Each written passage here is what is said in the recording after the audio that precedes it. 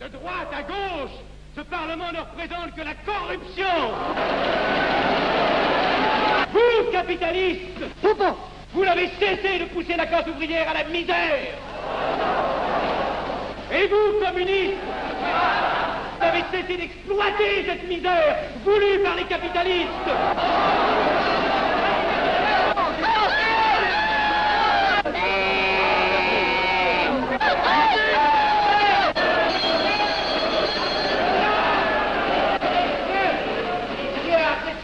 Et vous tous, parlementaires, désuets et périmés, insultez-moi le parlementarisme.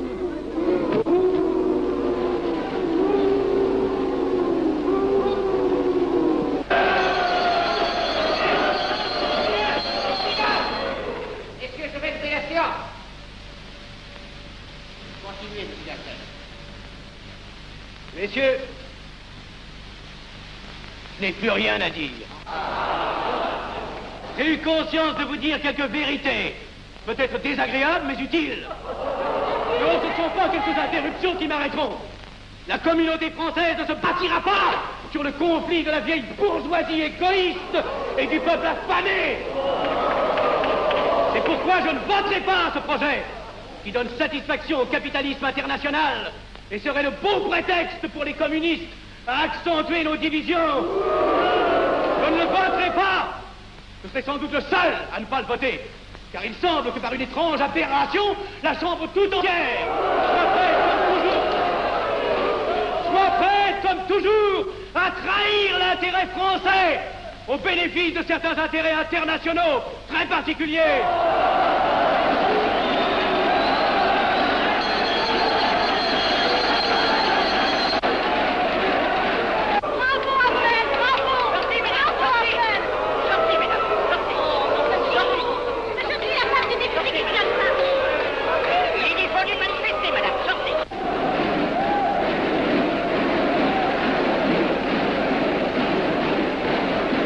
Il a du courage, ce petit Appel.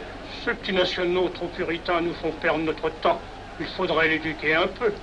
De quelle loge est-il? Il n'est pas de chez nous, mon frère Dubois. Tout s'explique. Voilà un garçon intelligent qui a besoin d'une méthode et de conseils. Présentez-le donc. Il est sensible, il faudra procéder avec précaution. Envoyez-lui la rivière, il saura le persuader. J'y vais.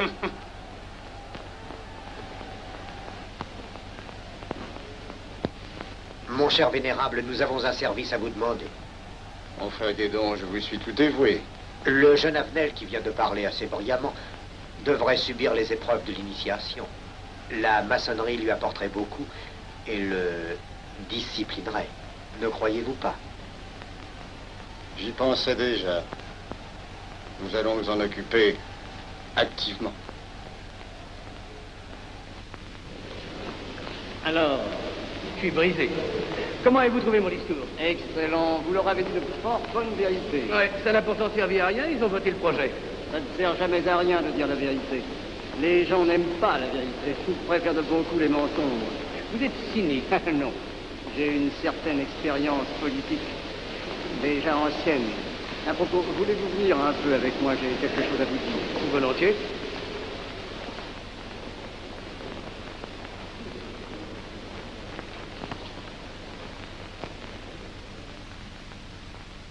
Oui, voyons, je voulais vous dire, si nous reprenions notre conversation sur la franc-maçonnerie, vous m'aviez dit l'autre jour que vous étiez curieux de connaître cette association.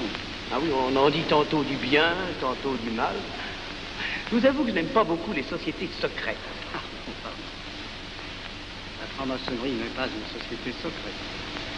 C'est une société discrète. Pourquoi éprouves-tu tant de répugnance à me voir entrer dans la franc-maçonnerie? Cette association me semble suspecte. Il ne doit y avoir que des arrivistes là-dedans. Non, voyons, nous sommes peut-être aussi des braves gens animés d'un idéal sincère. Le texte qu'ils m'ont donné est rempli de bonnes idées. Tu me diras que ça n'est qu'un programme affiché à l'entrée, mais il me paraît loyal. Tu es un honnête homme, mon chéri. Mais tu as un grand défaut. Ah, et lequel? Tu ne vois jamais le mal. Tu imagines que les autres sont bons comme toi-même. C'est pourquoi tu as toujours des déceptions. N'importe, je suis décidé à tenter cette expérience. Alors fais-la. Je souhaite me tromper. Quand vas-tu te présenter chez ces gens? Mercredi. Déjà.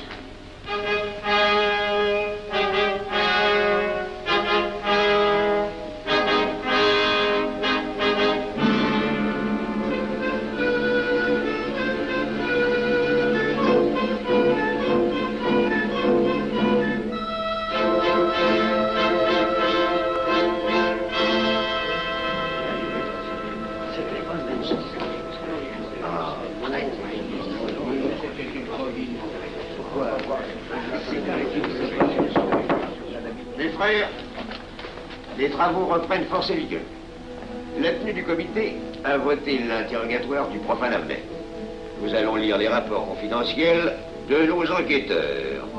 Pierre Avenel, né en 1902 à Laval, a fait sa première communion.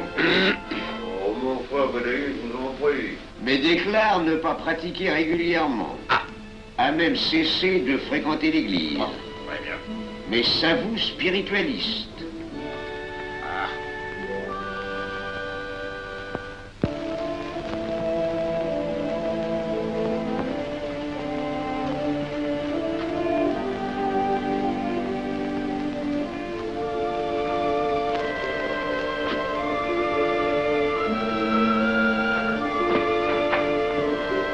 Monsieur, voulez-vous me citer?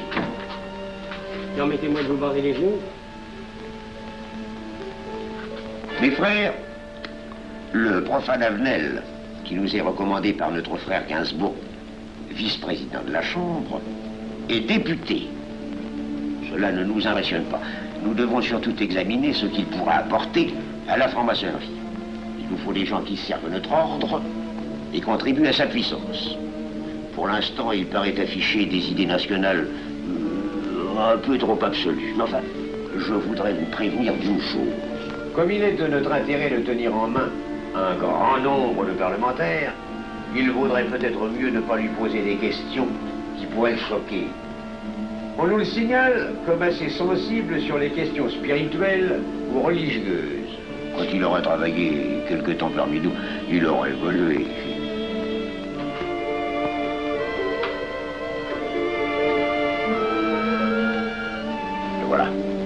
le silence le plus absolu, mes frères. Qui frappe ainsi régulièrement à la porte du temple? C'est un profane qui demande à être interrogé, vénérable maître. Faites entrer le profane.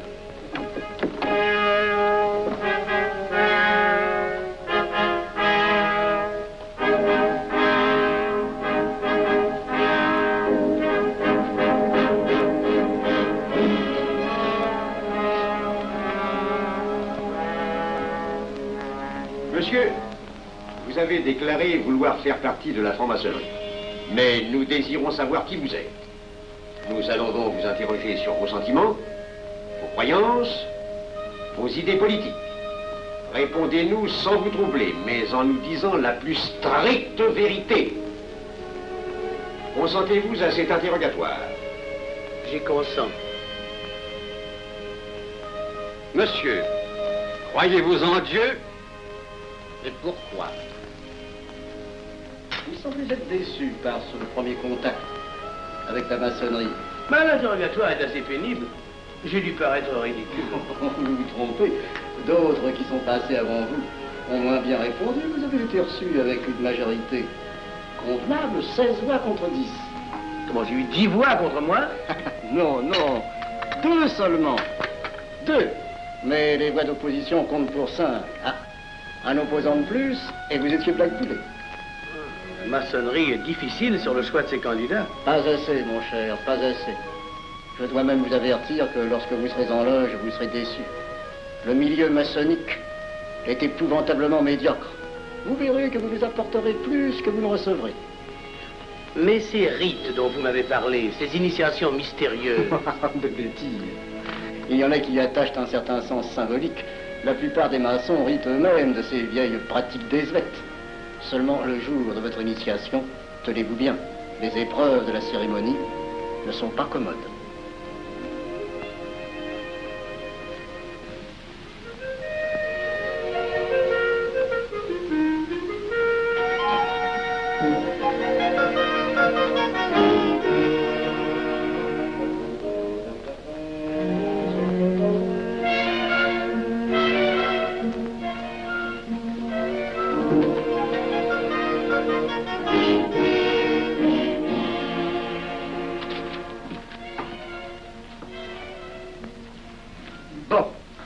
Attendez à la buvette, là. On viendra vous chercher. Mais c'est entendu, mon cher, je m'occupe de ton affaire. Tu peux compter sur moi. C'est très important. Mais c'est entendu. Excuse-moi, la tenue va commencer, je suis un peu en retard. Viens, viens.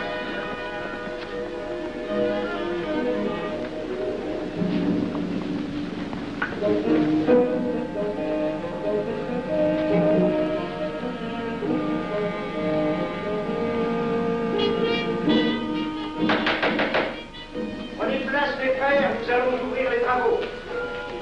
Mon frère Durand, veuillez prendre place à l'ordre.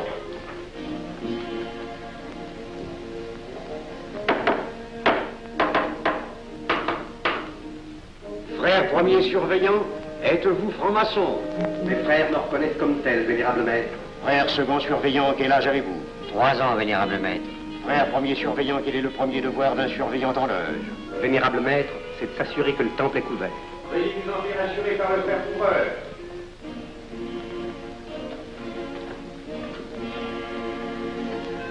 Le temple est couvert, vénérable maître. Frère second surveillant, quel est le second devoir des surveillants en loge? Vénérable maître, c'est de s'assurer que tous les frères présents sont membres réguliers de la loge ou visiteurs connus. Debout, et alors, mes frères. Frère premier second surveillant, assurez-vous que tous les frères rangés devant vos colonnes sont membres réguliers de la loge ou visiteurs connus.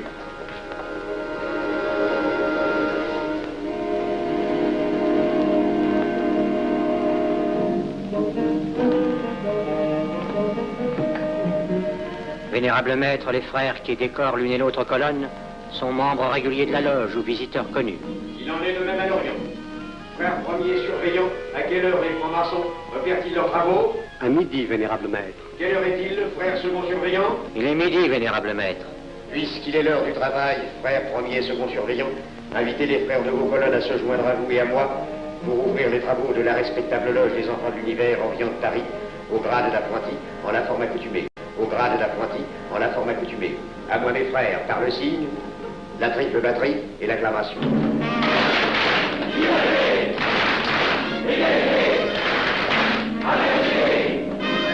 Prenez place, mes frères, les travaux sont ouverts. Mes frères, l'ordre du jour appelle l'initiation du profane Avenel. L'atelier a voté dans une précédente tenue l'admission du dit profane. Nous allons donc ce soir le recevoir solennellement. Mon frère couvreur, veuillez aller chercher le profane Avenel qui a écrit son testament philosophique dans le cabinet de réflexion.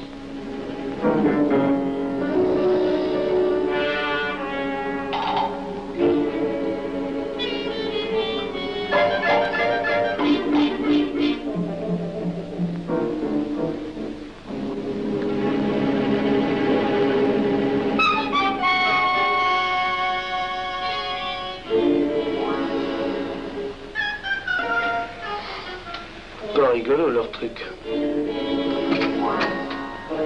Monsieur, veuillez me suivre.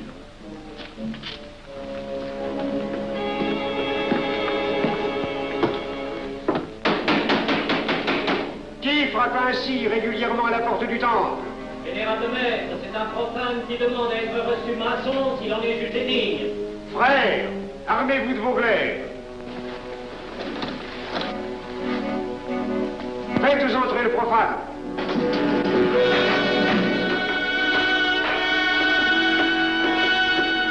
Laissez-vous, monsieur.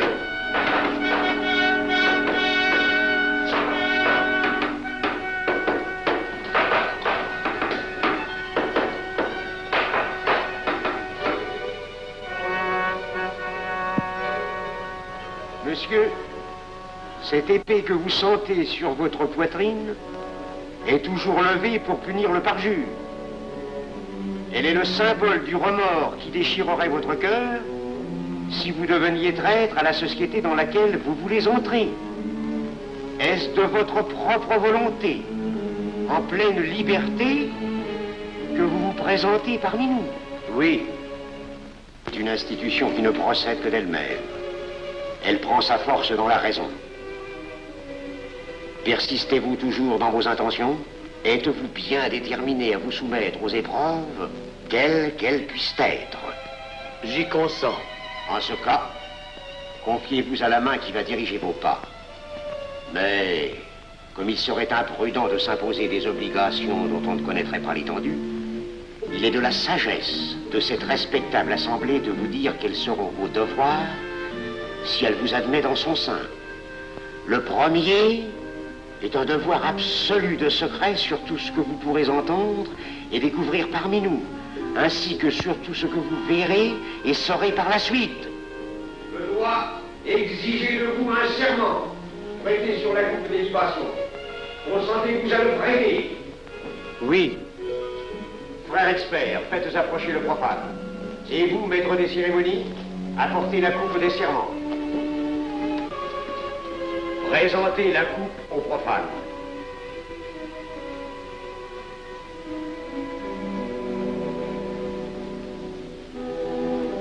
Prononcez avec moi le serment. Je m'engage sur l'honneur, au silence le plus absolu, sur tous les genres d'épreuves qu'on pourra me faire subir. Je m'y engage. Vous devez connaître toute l'importance d'un serment. Si jamais vous manquiez à une parole aussi solennellement donnée, buvez. Buvez!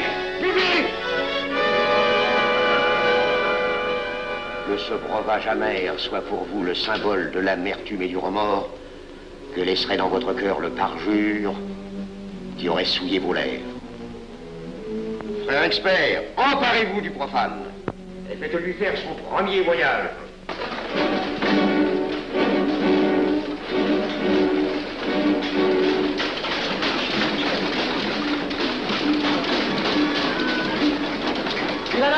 C'est un profane qui demande à être reçu maçon. Comment ose-t-il l'espérer? C'est qu'il est libre et de bonne mœurs. Puisqu'il en est ainsi, qu'il passe.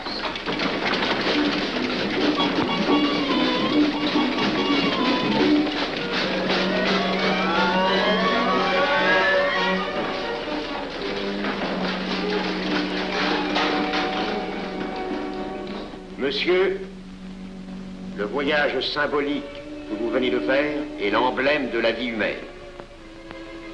Le bruit que vous avez entendu figure les passions qui l'agitent.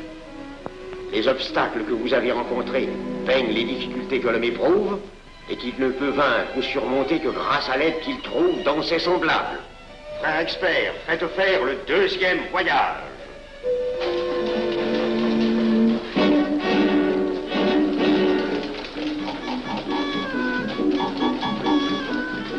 Qui va là?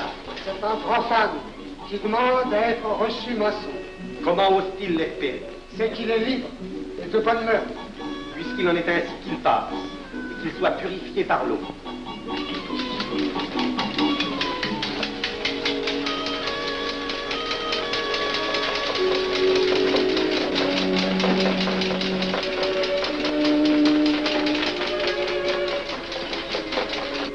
Monsieur, nous avons procédé à l'épreuve de l'eau qui représente l'épuration de votre esprit naissant à la vie maçonnique.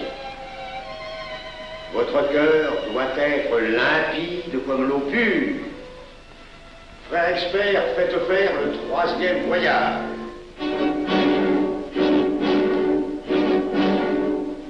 Qui va là? C'est un profane qui demande à être reçu maçon. Comment ose-t-il l'espérer? C'est qu'il est libre et de bonne mœurs.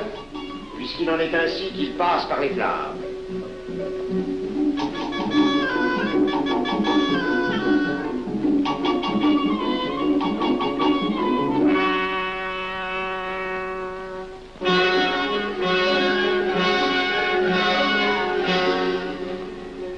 Monsieur, les flammes dont vous avez été environné ont achevé vos épreuves. L'ordre maçonnique dans lequel vous demandez à être admis pourra peut-être un jour exiger que vous versiez jusqu'à la dernière goutte de votre sang pour sa défense et celle de vos frères. Je vais maintenant vous faire prêter serment à la franc-maçonnerie. Frère expert, amenez le profane à l'autel.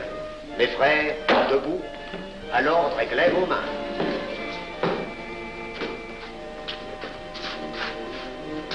Moi, Pierre Avenel. Moi, Pierre Avenel. De ma propre et libre volonté. De ma propre et libre volonté. En présence de cette respectable assemblée de maçons. En présence de cette respectable assemblée de maçons. Je jure et promets solennellement. Je jure et promets solennellement. De ne jamais révéler aucun des mystères de la franc-maçonnerie qui vont m'être confiés. De ne jamais révéler aucun des mystères de la franc-maçonnerie qui vont m'être confiés. Quelle idée saugrenue t'en-arrière-t-il de se faire recevoir franc-maçon? Je lui ai déconseillé tant que j'ai pu, mais tu sais comme il est entêté. Il va se trouver dans un milieu d'arrivistes si médiocre. On l'a pourtant bien prévenu. Pourvu qu'il ne lui arrive rien. Il y a tant d'histoires qui courent sur le compte de ces sociétés secrètes. Ne t'inquiète pas, Pierre. Il saura se tirer d'un mauvais pas. Prudent. Pas assez. Monsieur, le serment que vous venez de prêter ne vous donne-t-il aucune inquiétude? Consentez-vous à le renouveler lorsque vous aurez reçu la lumière? Je le renouvellerai. Mes frères, nous allons donner la lumière aux profanes. Frère couvreur, préparez-vous à accomplir votre office. Que la lumière lui soit donnée à mon troisième coup de maillet.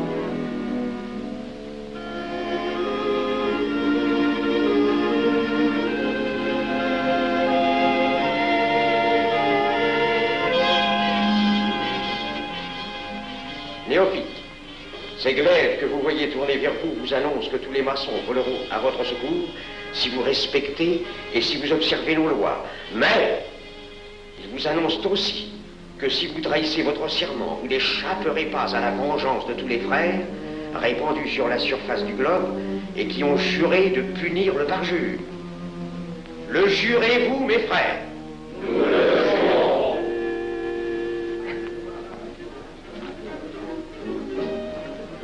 Mes frères, à la santé de notre nouveau frère. À votre santé.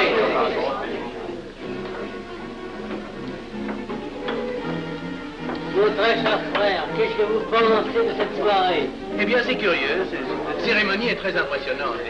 Mon cher frère, pourrais-je vous laisser ma carte au cas où vous auriez besoin de mes services? Je vends de tout, de la bonneterie, des chaussures, du savon à des prix invraisemblables. Tu permets, mon cher Lévi-Stein? Je t'en prie. Mon frère Avenel, nous allons bientôt vous mettre à contribution. Oui, un de nos amis de notre loge voudrait un bureau de tabac. Le Grand Orient est submergé de demandes en ce moment. Avec vous, ça ira peut-être un peu plus vite. Volontiers. Je vous remercie. Ah, dans quelque temps, je vous parlerai aussi d'une autre affaire. Depuis plusieurs années, j'ai droit à la Légion d'honneur. Je ne m'en suis jamais occupé, je n'ai pas voulu déranger nos amis pour ça. On leur demande déjà tellement de choses, n'est-ce pas? Vous m'aiderez? À votre service. Merci beaucoup. Alors, au revoir. Ah non, pas comme ça. Voyez-vous, des petits coups secs avec le pouce, là, comme ça. Pam, pam, pam. Essayez. Pam, pam, pam. Et ben voilà. Avec ce signal-là, on ouvre toutes les portes.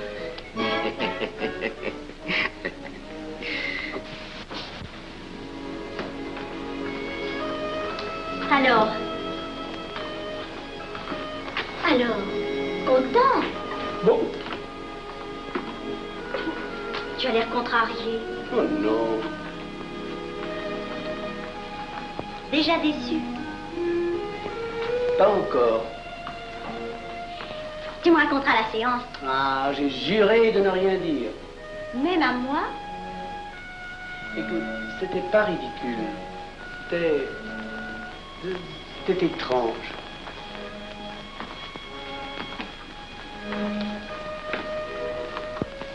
Mon chéri. Oh, mon chéri, c'est idiot, mais j'ai peur pour toi. Qu'est-ce que tu veux qu'il m'arrive? Oh, mon grand.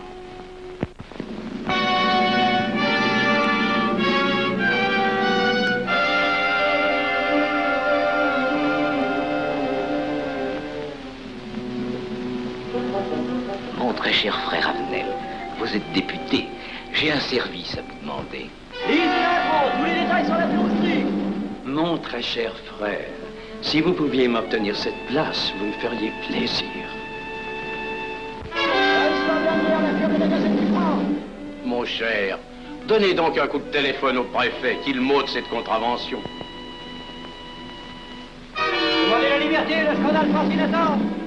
Mon très cher frère Avenel, j'ai besoin d'un bon témoin de moralité dans un procès. C'est un de nos frères qui passe en correctionnel. Il est bien un peu coupable, mais avec un peu d'appui. Et pour manifester cette solidarité maçonnique, je suis sûr que vous voudrez bien vivre. L'arrestation du banquier Charles Lévy. Le crime des banques coopératives. Un nouveau scandale financier. Il faut l'exclure, c'est une fripouille. Oui, évidemment, c'est une fripouille, mais puisque personne ne le sait, nous pouvons le garder parmi nous. Non! Mais je comprends très bien vos réactions, mon cher Avenel.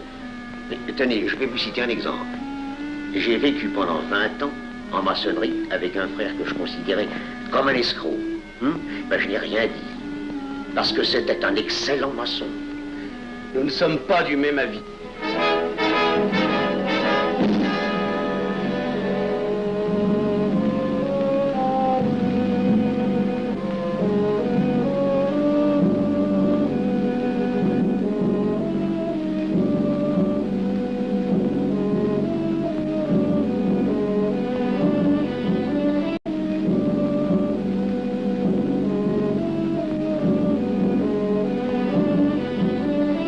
Ne votez pas pour lui. Pourquoi?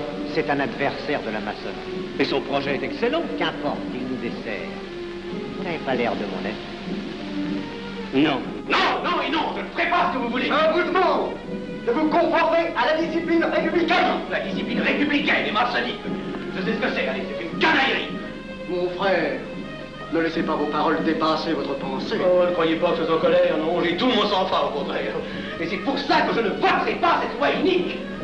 Vous détruisez ce pays en l'empoisonnant doucement. Arnel, vous ne parlez pas sérieusement. Mais vous ne comprenez donc rien.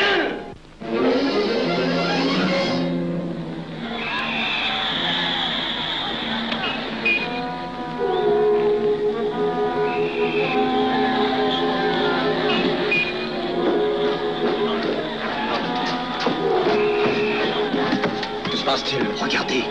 Mais calmez-vous, mon vieux. Ce n'est rien. Rien.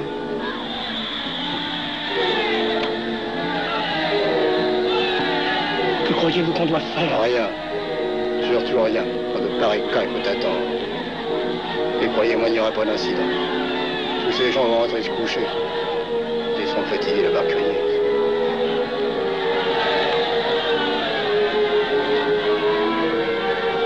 Qu'en pensez-vous, Arnel?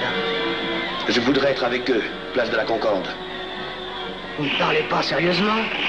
J'ai pas envie de rire.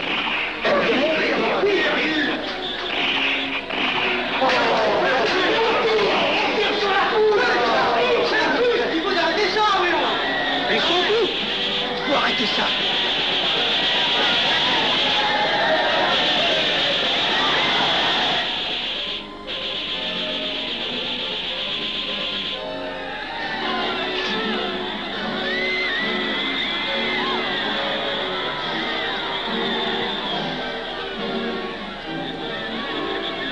Que faire? Trop tard. On tire encore. Coup de feu.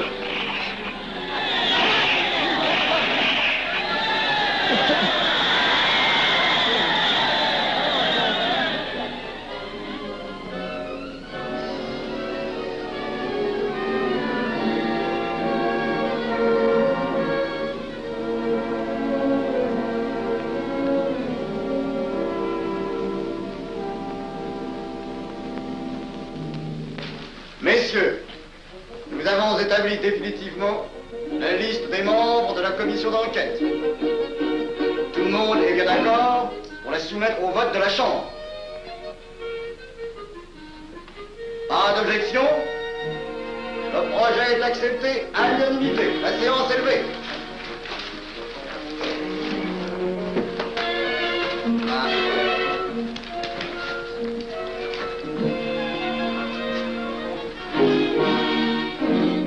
Que ça va marcher? Je ne prévois pas d'opposition. Si cela est ainsi, nous risquons de nous en tirer. Je te le crois sincèrement. Nos frères députés nous attendent dans un salon voisin. Ils sont impatients de vous entendre. Bah allons-y. Arnel. À propos, cher ami, je vous ai mis d'office dans la commission d'enquête. Moi, pourquoi? C'est indispensable. J'ai besoin de vous. Venez avec nous. Vos amis nous attendent.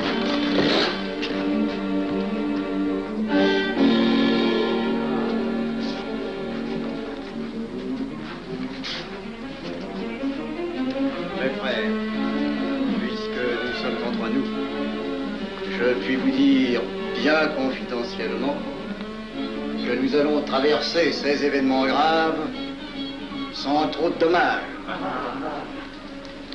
La commission vient d'accepter tout à l'heure les listes que nous avons proposées pour la commission d'enquête. Beaucoup de nos adversaires en font partie, mais dans l'ensemble, les maçons sont encore en majorité. Rassurez-vous donc, ni la République ni la maçonnerie ne sont perdues. Elles ont traversé une crise grave. Elles sortiront renforcées de cette épreuve. Merci.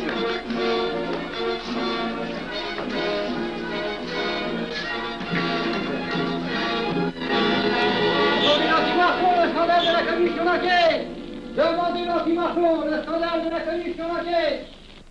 Vous me demanderez successivement le Quai d'Orsay, Banque de France, l'état-major, le secrétaire général du Parti radical socialiste, le temps et les usines d'aviation Guerlain. Bien, monsieur.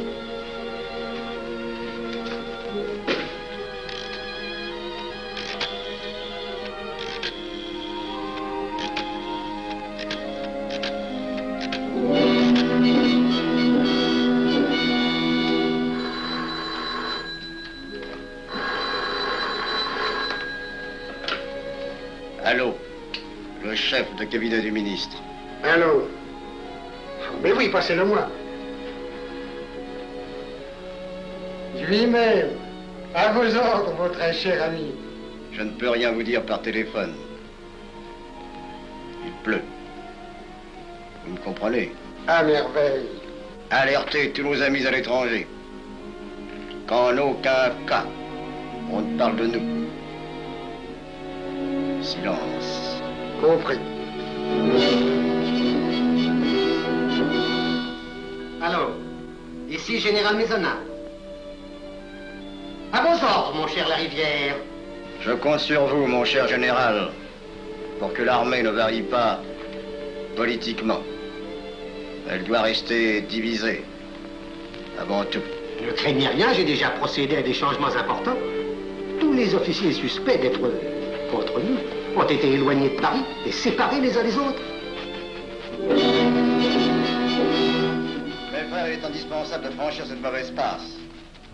Il ne faut pas trop de mouvement de bourse. N'est-ce pas, mon frère sous-gouverneur? Nous maintiendrons la monnaie. La presse de droite doit essayer d'attaquer la presse de gauche. Pendant quelque temps. Pour donner le change. C'est entendu.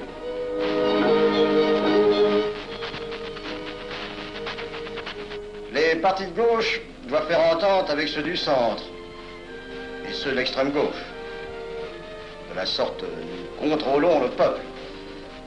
Bloc populaire. Mieux. Front populaire. Bien. Quant à vous, mon cher Garlet, j'ai reçu ce matin une communication de l'étranger. On nous demande d'envoyer immédiatement du matériel d'aviation en Espagne. Moyennant quoi nous aurons tous les appuis politiques nécessaires. Même nos prototypes. Surtout nos prototypes. Ne croyez-vous pas que ce serait dangereux pour notre défense nationale? Faites ce que je vous dis.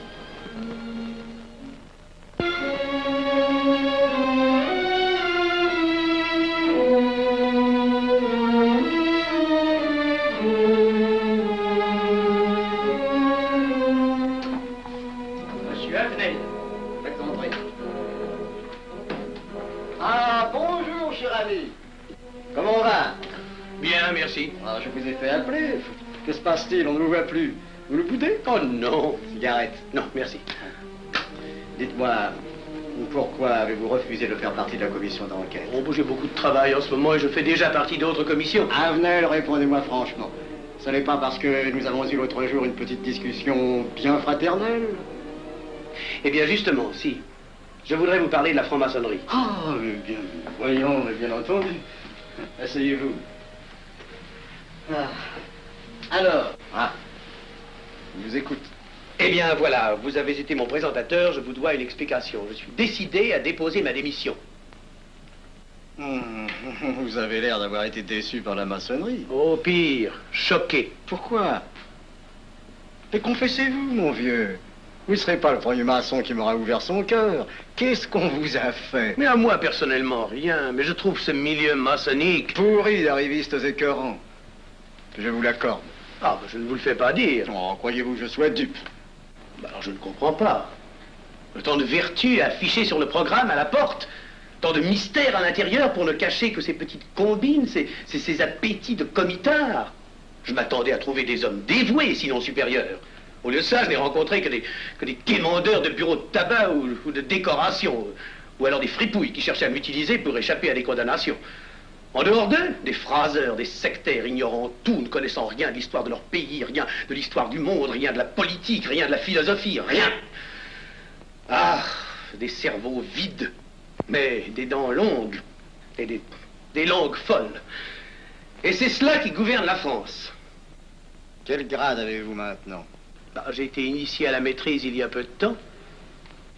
Eh bien, si vous avez le courage de vivre encore quelques années dans la médiocrité des ateliers bleus, vous passerez ensuite aux ateliers supérieurs. C'est mieux? C'est autre chose. Voyons, vous êtes 33e, n'est-ce pas? C'est le grade le plus haut dans la maçonnerie. Mon petit Avenel, je vais vous révéler, quoique je ne le doive pas, ces fameux secrets maçonniques dont on fait tant de mystères. En maçonnerie, on cache tout aux petites gens. En bas, vous ne savez rien. En haut, vous commencez à voir un peu plus clair dans le jeu mondial. Moi-même, je ne suis pas totalement éclairé sur les intentions des dirigeants de notre ordre. Et quand je dis dirigeants, je me trompe. Il n'y a pas de chef chez nous. Il n'y a que des exécutants. Je suis un pion sur un échiquier, j'accomplis une fonction. Je reçois des messages. J'obéis. Je transmets. J'agis. Mais qui dirige? Personne. C'est beaucoup plus compliqué et simple en même temps qu'on ne pense. Qu'est-ce que la maçonnerie? Des groupes d'hommes qui se sont réunis aux quatre coins de l'univers pour enserrer le monde dans un réseau aux mailles infranchissables. Nous sommes 50 000 en France, 500 000 en Angleterre, 3 millions en Amérique, c'est peu. Mais c'est énorme, parce que nous formons un bloc uni d'une seule volonté. Nous rayonnons partout, nous commandons partout. Ici, 300 parlementaires sont francs-maçons. En Angleterre, le roi fait partie de notre ordre. Aux États-Unis, le président est 32e. Il n'y a pas un pays où nous n'ayons nos appuis secrets, nos hommes, nos banques, nos groupes dévoués. Et ceci n'est rien. Je ne vous montre là de la maçonnerie que la puissance physique. Il y a peut-être autre chose. Mais quoi? Une doctrine supérieure. Une antique expérience des forces du monde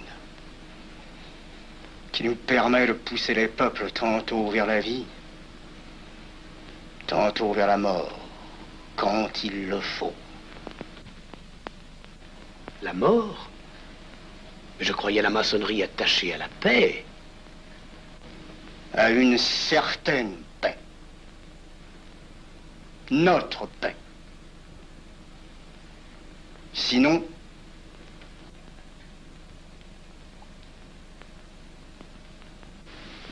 alors, cette démission? Je vais réfléchir.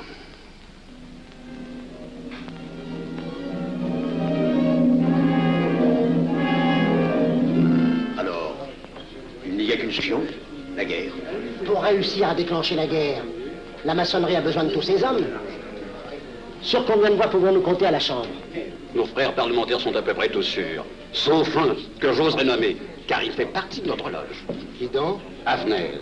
Il tient des propos contre le Grand Orient et qu'il accuse de vouloir déclarer la guerre à l'Europe. Je n'ai jamais eu confiance en ce type-là. C'est une faute de l'avoir laissé entrer ici. Nous pouvons encore le ramener de meilleurs sentiments. D'autres que vous réussissiez. Qui sait? Nous avons peut-être les moyens pour ça.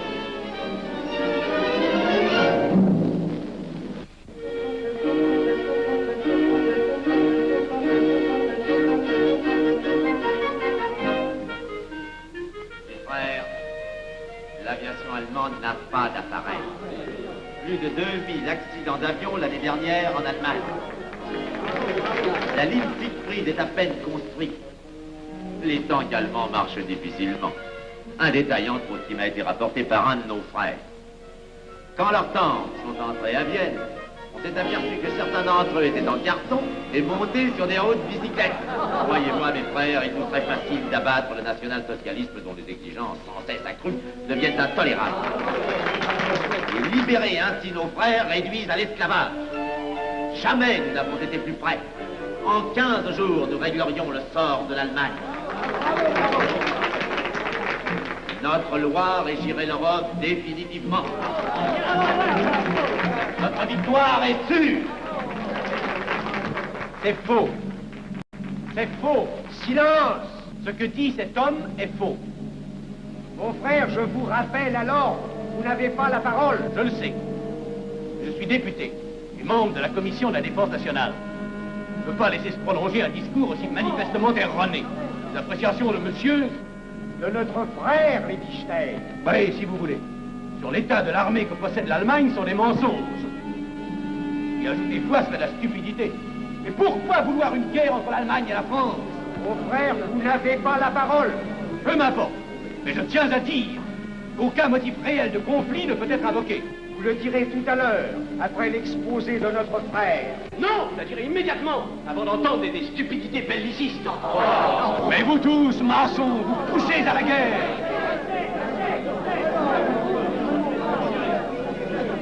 Pour que ce pays soit gouverné par vos lois, par les Juifs et la maçonnerie surtout. Le peuple français ne se battra pas pour défendre une idéologie fumeuse, un régime ignoble, une république pourrie. Mon frère Abnel, je vous prie de couvrir le temple.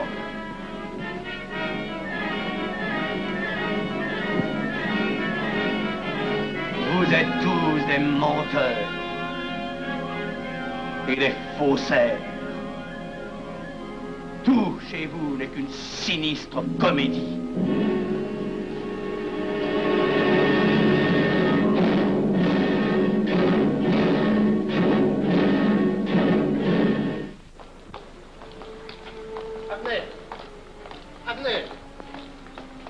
Abnel, excusez-moi, comme vous, j'habite Neuilly, c'est pourquoi je me permets de vous rejoindre. Oui, vous avez fort bien fait, monsieur. J'étais près de vous à l'avenue. Je voulais vous féliciter. Oh, merci. Vous avez très bien fait de leur crier des vérités. Ce sont des fous. Malheureusement, il est impossible de leur faire entendre raison. Les événements sont pourtant indiscutables. Oui, oui. Dites-moi, j'ai des documents confidentiels sur l'action actuelle de la maçonnerie qui peut-être vous intéresseraient. Des documents? Oui, oui, des documents. Vous êtes député, il serait utile et urgent que je vous les communique. Mais je crois bien, où sont-ils? Chez moi, pas très loin d'ici. Si vous avez quelques minutes. Oui, volontiers, allons. Alors, qu'est-ce qu'on décide? Pétard ou couteau? Le couteau, ça fait moins de bruit. Attention, les voilà.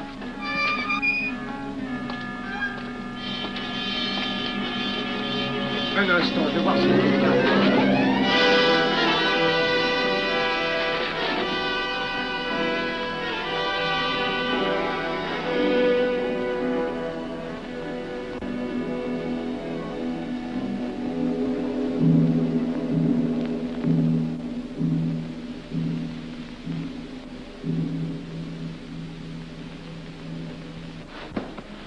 Ne t'inquiète pas, mon chéri. Tu guériras vite. Le docteur a dit maintenant que tu étais sauvé, à condition d'être sage.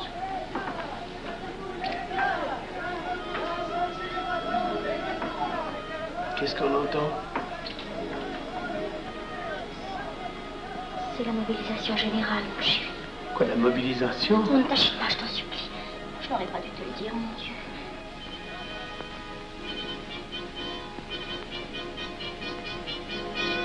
T'en fais pas, mon chéri. Tu reviendras vite.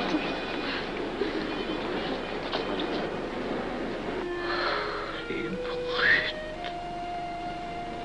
Ils sont arrivés. Ils ont réussi à déclencher leur guerre. Oh, ne bouge pas. Tes plaies sont à peine fermées. Si j'étais pas tombé sous les coups de ces criminels, j'aurais peut-être pu arrêter ça. Mais non, tu n'aurais rien pu empêcher, mon chéri. Ces hommes sont plus forts que toi. Ils ne t'auraient pas manqué.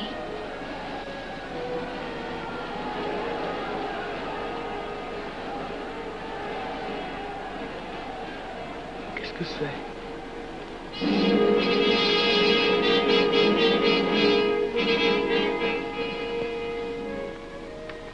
Les malheureux. S'ils savaient ce que je sais.